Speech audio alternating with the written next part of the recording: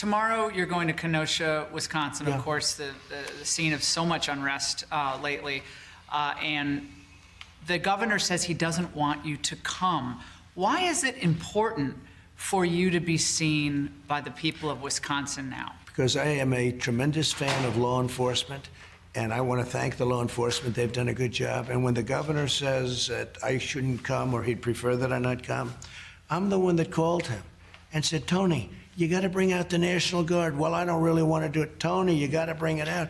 And unlike your governor of Oregon that just keeps saying no, he agreed to it at least. Now, he agreed to a small number, but the small number was plenty. But isn't it a political motivation? They don't want you to come to Blue State America because they don't want the media to have to cover what's really happening on the ground. True. Isn't this political? That's true. If you look at what's going on in Blue, as you call it, Blue State America, Blue City America, you look at what's going on in New York, you look at what's going on in these states. Chicago is a disaster. Portland, you look at Portland.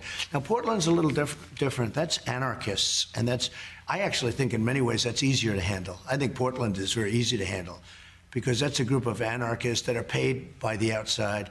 And, you know, we put a lot of people in jail. I don't know if you know this or not. Remember 3-4 months ago, we were having a problem with monuments. They were ripping down statues and monuments all over the place. Democrats didn't say anything about that. No, the Democrats had no control. It actually got out of control even for them. I signed in an executive order, 10 years in jail if you knock down a statue or a monument.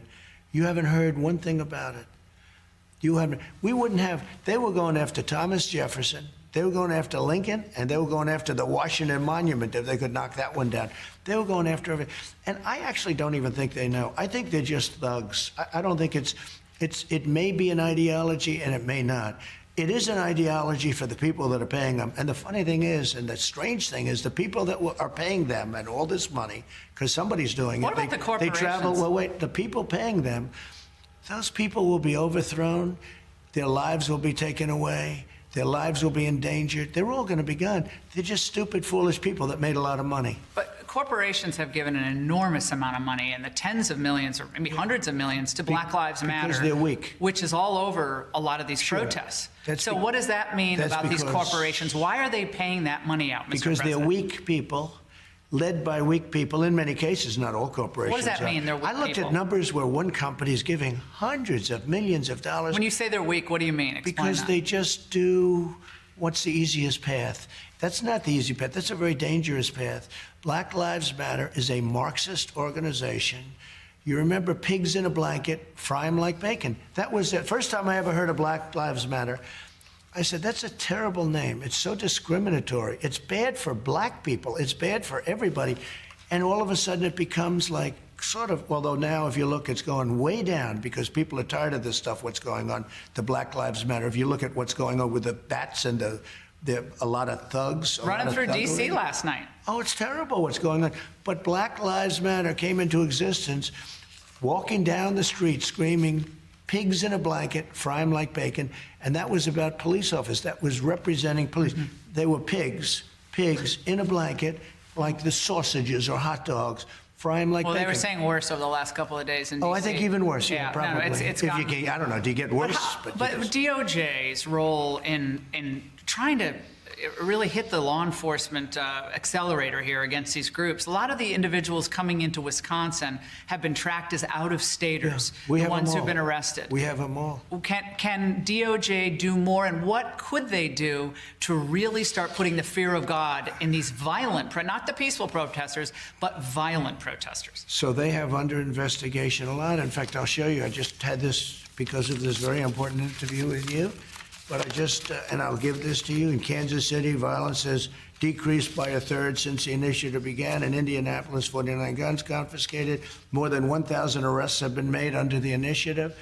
DOJ is addressing violence and crime across the country, FBI. But you don't read that. The FBI and ATF are assisting the Portland Police Department.